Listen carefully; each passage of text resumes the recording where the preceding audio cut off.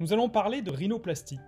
Se faire opérer du nez, ce n'est pas un acte anodin, car c'est une intervention qui touche à un organe qui est exposé au regard des autres, et il peut modifier aussi la morphologie de tout un visage. Il est donc très important de connaître les tenants et les aboutissants de cette intervention et d'en parler avec son chirurgien. Il existe toutes sortes de nez selon les patients, et le but de l'intervention, c'est bien de corriger un défaut sans modifier la morphologie du patient, tout en gardant un aspect naturel. Finalement, une rhinoplastie, c'est une intervention qui est réussie si elle ne se voit pas. On peut modifier beaucoup de choses dans un nez et pour bien le comprendre, il faut bien connaître son anatomie. Le nez est composé de deux os principaux au centre, qui sont les os propres du nez, et qui sont responsables du défaut qui gêne principalement le patient, c'est-à-dire la bosse de l'arête nasale. Cette bosse peut être prolongée vers le bas par un excès de cartilage, le cartilage de la cloison nasale, et sur les côtés les cartilages triangulaires. La cloison peut aussi être déviée, ce qui entraîne potentiellement une déviation du nez d'un côté ou de l'autre, et parfois des problèmes inspiratoires. Sur les côtés, on note des armatures osseuses latérales constituées des branches montantes de l'os maxillaire, l'os de la mâchoire supérieure. Les narines et la pointe du nez sont composées, elles, de cartilages arrondis qu'on appelle les cartilages alaires et qui peuvent entraîner une pointe plus ou moins large.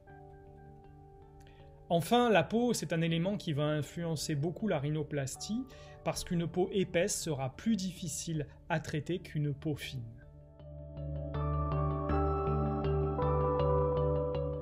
La rhinoplastie est une intervention qui fait peu de cicatrices. La plupart des cicatrices sont à l'intérieur du nez, on dit qu'elles sont endonasales, à l'intérieur des narines.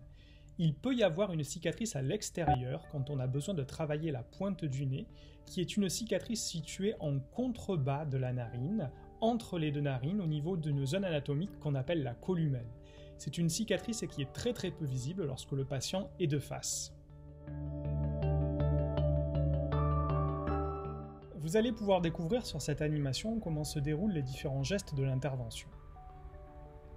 Le premier geste qu'on réalise en général est la correction de la bosse nasale. Elle se fait en découpant en bas le cartilage de la cloison et plus haut en s'attaquant à l'os, en réalisant ce qu'on appelle des ostéotomies qui peuvent être plus ou moins importantes, ostéotomies qui peuvent être centrales pour corriger la partie centrale de l'arête nasale, mais ostéotomies qui peuvent être aussi latérales sur les branches montantes de l'os maxillaire, ce qui va permettre d'affiner l'arête nasale comme ceci, et puis plus haut, comme ceci. La correction de la rhinoplastie n'est pas complète si on ne corrige pas la pointe du nez. Et pour cela, il faut tailler les cartilages alaires des narines, cartilage que l'on va aborder par la petite cicatrice, en général entre les deux narines, au niveau de la columelle. Le travail des cartilages alaires se fait de cette façon. Il va permettre de réduire l'aspect globuleux de la pointe et il va aussi permettre de corriger son orientation.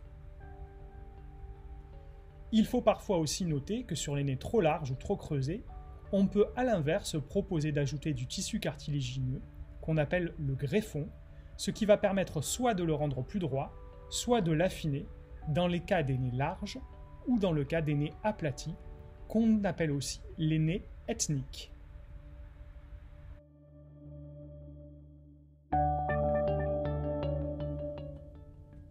L'intervention se déroule sous anesthésie générale, elle dure 1h30 à 2 heures et nécessite une nuit d'hospitalisation la plupart du temps. Après l'intervention, on n'a pas forcément de douleur, ce n'est pas une intervention qui nécessite de prendre des antalgiques de manière importante, mais on peut être gêné car le nez est gonflé et tuméfié. Dans les suites opératoires, il faudra porter une attelle en plâtre ou en résine pendant une dizaine de jours. Le résultat ne sera pas immédiat, le nez va dégonfler ensuite pendant une quinzaine de jours et le résultat va mettre du temps à se stabiliser puisqu'on considère que le résultat est stable et définitif entre 3 et 6 mois après la date de l'intervention.